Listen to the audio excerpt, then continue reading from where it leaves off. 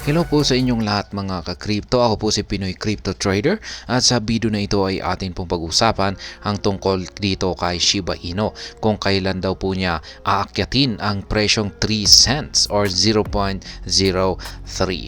At ayan, bago po tayo magpatuloy ay nais ko lamang po munang bigyang linaw ang aking disclaimer kung saan ang nilalaman po ng video na ito ay hindi po ito isang financial advice. For education and information purposes lamang po ang layunin nito. Maliban po dito ay nais ko na rin pong magbigay babala na wala pong kahit anumang group chat ang Pinoy Crypto Trader. At ayan, ang sabi po rito ay bagamat ang presyo ng Shiba Inu ay nag-struggle sa mga nakaraang buwan, ang mga popular na prediction ay nagpapahiwatig na ang cryptocurrency na ito ay lalampas po or aakyatin po nito ang presyong 3 cents or 0.03 sa hinaharap. Ayan, isa sa mga pinakamalaking performers ng 2021 na bull market, ang Shiba Inu, ay nagpatunay na maraming mga early investors ang yumaman at ito rin ang pinakapopular na token noong mga panahong iyon. Gayunpaman, ang cryptocurrency na ito ay nahihirapang makabalik sa kanyang mga araw ng kaluwalhatian at nananatiling higit sa 80% na mas mababa sa kanyang all-time high. Habang walang makapagsabi ng tama kung babalik pa ba ang Shiba Inu sa kanyang dating mga highs, ay may ilang mga hula na nagbibigay ng ilang kaalaman. Halimbawa, ang popular na platform na prediction ng Telegon na gumagamit ng fundamental at technical analysis para manghula or mag-predict ng mga presyo, ay naniniwala po sila na ang Shiba Inu ay aabot daw po ito sa 3 cents. Ang pinakabagong hula na inilathala sa simula ng buwan ay inaasahan na muling makakakuha ng pansin ang SHIB kapag ang crypto bull market ay nasa kasagsagan.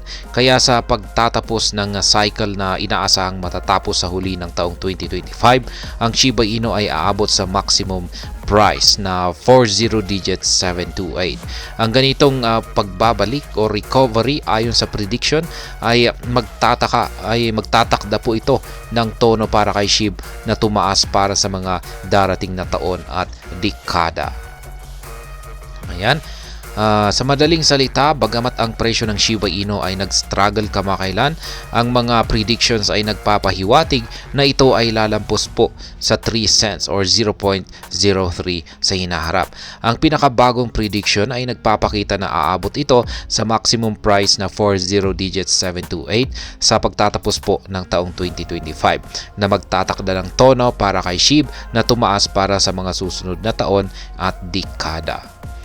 Ayan, dito naman po tayo, SHIB to cross 3 cents or 0.03 in 2040. Kaya ayan, ang prediction ng Telegon ay hindi nagpapakita ng anumang kakaibang kilos presyo. Ayan, na sa maikling panahon or short-term price action. Ayan, para kay SHIB. Sa halip, ito ay nakatuon sa halaga ng paghawak ng asset sa long term. Yan, pang long term po siya. Kaya sa ganitong pananaw ay inaasahan ng platform na ang SHIB ay unang lalampas sa 3 cents na marka sa taong 2040 na higit sa isang dekada mula ngayon. Sa panahong iyon ay aabot ang SHIB sa minimum price na 0.054 or maaaring umabot hanggang 0.089. Ayon kay Telegon, ang ganitong malaking pagtaas ay magiging resulta ng malawakang pagbawas sa kabuuang supply ng SHIB token mula sa mga pagsusunog ng ecosystem po nito. Kaya tandaan na ang team ng Shiba Inu ay nagsusunog po ng mga token ng SHIB alinsunod sa paggamit ng kanyang Layer 2 network na Shibarium.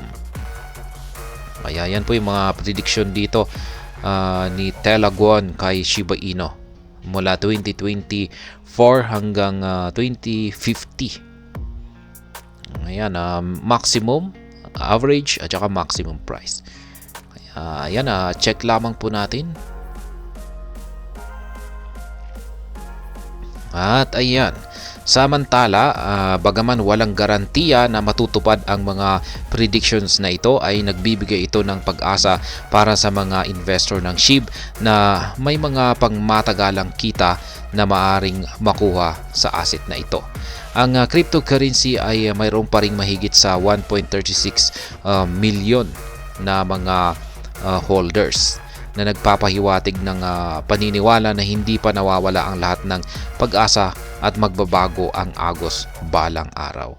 Kaya yan, sa madaling salita, ang prediction po ng Telegon ay nagpapakita na ang SHIB ay lalampas daw po sa 3 cents or 0.03 pagsapit ng taong 2014 at maaring umabot hanggang 0.089 dahil sa malawakang pagbawas sa supply ng SHIB token. Bagaman ay walang garantiya na matutupad ang mga hulang ito or predictions na ito, nagbibigay po ito ng pag-asa para sa mga investor ng SHIB na may mga pangmatagalang kita na maaring makuha dito sa asset na ito.